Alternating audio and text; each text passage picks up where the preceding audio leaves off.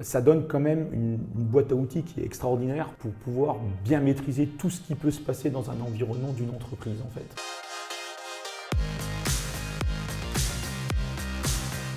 Je m'appelle Stéphanie Baldinucci, j'ai 32 ans, je suis diplômée de la cohorte 18 de l'MBA et je suis coordinatrice à la banque privée à la Banque de Luxembourg.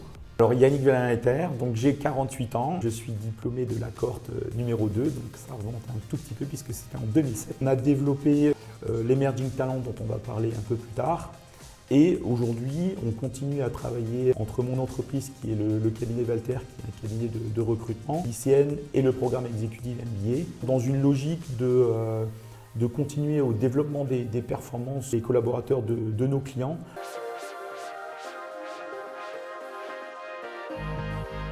Pour moi, c'est vraiment une expérience de vie, un parcours qui m'a dû sortir de ma zone de confort, un parcours très intense de 18 mois et qui m'a fait énormément développer. Moi, ça a été l'opportunité de découvrir beaucoup de compétences et d'élargir mon champ de compétences au travers de la finance, de la stratégie d'entreprise. Ça a été une aventure humaine également parce que le fait de beaucoup travailler et de beaucoup travailler en groupe forcément fait qu'on se rapproche et on est toujours en contact avec des gens de ma promotion et des promotions antérieures et postérieures surtout, puisqu'il n'y en avait pas beaucoup avant. C'est aussi un travail sur soi pour révéler ces capacités qui sont en nous et les challenges qu'on est capable de relever.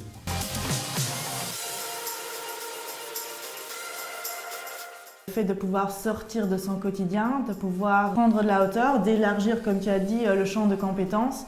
Un point aussi que je trouve par lequel cet MBA ici à l'ICN se distingue fortement, c'est peut-être par la complémentarité des différents profils, mais c'est quand même cette complémentarité avec des univers d'ingénieurs, de financiers, de médecins, d'artistes qui fait, selon moi, une vraie richesse de ce programme.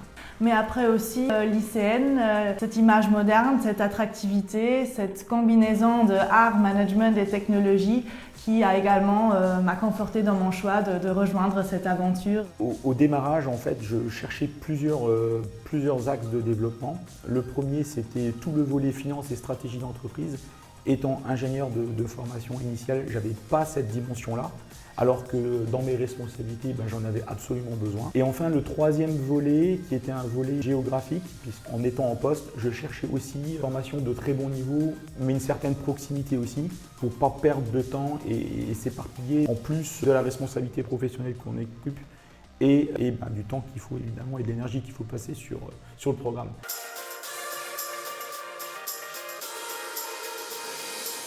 On a eu tellement d'informations, tellement de nouvelles compétences, tellement de nouveaux sujets, finances, stratégie, ressources humaines qui m'ont permis d'élargir les compétences. Et après aussi voir comment maintenant le traduire concrètement sur le terrain, donc dans mon quotidien professionnel, où je vois que j'ai pu appliquer énormément de choses directement, où j'ai maintenant pu avoir plus cette prise de recul de mon travail quotidien, où je suis plus à la tête dans le guidon comme j'aimerais dire j'étais avant l'MBA, et donc j'ai pu vraiment mener des réflexions plus stratégiques, appliquer les méthodologies apprises sur mon quotidien et quelque part proposer des plans d'action, proposer des changements et le mener avec des nouvelles compétences auprès des dirigeants. Ce que j'en retire, c'est finalement une certaine sérénité dans mon environnement professionnel, parce que ça donne quand même une boîte à outils qui est extraordinaire pour pouvoir bien maîtriser tout ce qui peut se passer dans un environnement d'une entreprise en fait. Et avant, il y a des choses qu'on maîtrise moins et donc on est plus soumis à réagir sous stress, à ne pas prendre le recul nécessaire, etc. Et donc aujourd'hui, que ce soit sur des problématiques finance, sur des problématiques stratégiques, sur des problématiques RH, sur des problématiques commerciales, ça m'a permis d'emmagasiner un peu toutes ces compétences-là et puis d'avoir un certain leadership vis-à-vis de l'ensemble de ces axes qui sont aujourd'hui, je dirais, le socle d'un chef d'entreprise au final. Aujourd'hui, on peut être entrepreneur, ce qui est mon cas puisque j'ai repris une entreprise, mais on peut l'être en étant salarié d'une entreprise. La question, c'est qu'est-ce qu'on prend en main, de quelle manière on le fait avancer. Et l'exécutif MBA permet, je trouve, d'aborder toutes ces problématiques-là de manière beaucoup plus professionnelle et sereine.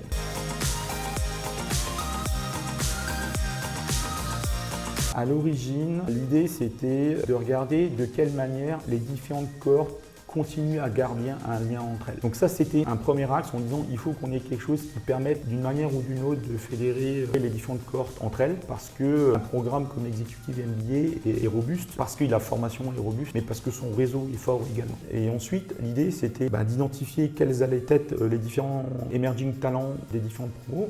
Évidemment, on est quand même dans un programme très exigeant. Le volet scolaire est un élément qui est pris en compte. Il y a aussi de quelle manière ça s'inscrit dans une logique professionnelle, dans une logique de carrière. Donc ça, c'est le deuxième volet. Et le troisième volet, c'est finalement ce que la personne en retire, mais aussi ce qu'elle apporte à la fois au programme et à la fois à l'école. Et donc, je suis très content effectivement d'avoir remis le prix à Stéphanie l'année dernière, parce qu'elle a une symbiose un peu de l'ensemble de ces éléments-là. Le mot qui me vient, c'est émotion. Il y avait tant d'émotions que j'ai pu ressentir parce que j'ai pu avoir ce prix d'Ancremie par Yannick en présence de ma famille, de mon petit-fils, parents qui sont venus aussi extra pour la remise des diplômes, mon employeur donc, qui était représenté par Nicole Jochen qui était présent ce moment-là, elle m'avait rien dit et elle m'a pu serrer dans les bras après, mais aussi en présence de ses amis que je considère maintenant comme amis, donc cette cohorte, les 30 personnes, c'est vraiment devenu plus que juste des collègues de cohorte, mais c'est vraiment devenu des amis avec lesquels on a traversé une très grande étape de vie.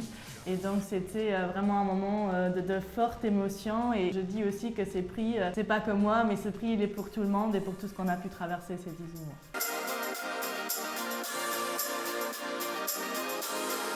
Ce que je retiens, c'est les différents travaux en groupe, parce que ça nécessite de l'organisation, ça nécessite de l'implication de tout le monde. Et finalement, après, on s'aperçoit qu'on a du temps dans son emploi du temps qu'on ne soupçonnait pas avant. Moi, c'était le séminaire en Chine, un pays où j'ai jamais été, une ouverture d'esprit énorme, un avancement technologique, j'y étais pas conscient. Ça m'a vraiment marqué énormément, et de pouvoir voir la Chine de ce sens-là, en visitant des entreprises comme Alibaba, Baidu, en comprenant un peu mieux leur culture, m'a vraiment énormément, j'ai vraiment adoré, et ça m'a vraiment donné une énorme ouverture d'esprit que je n'aurais pas pu avoir si j'allais visiter la Chine en tant que touriste normal.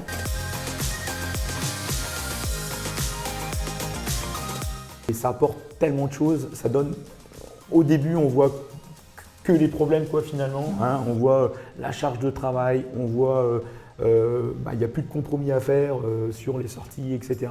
Par contre, ça a une telle richesse que ça apporte derrière qu'aujourd'hui, c'est une formation qui est excellente. N'aie pas peur de la charge, n'aie pas peur de l'inconnu, lance-toi, c'est une énorme opportunité à ne pas rater et qui te développe pour la vie.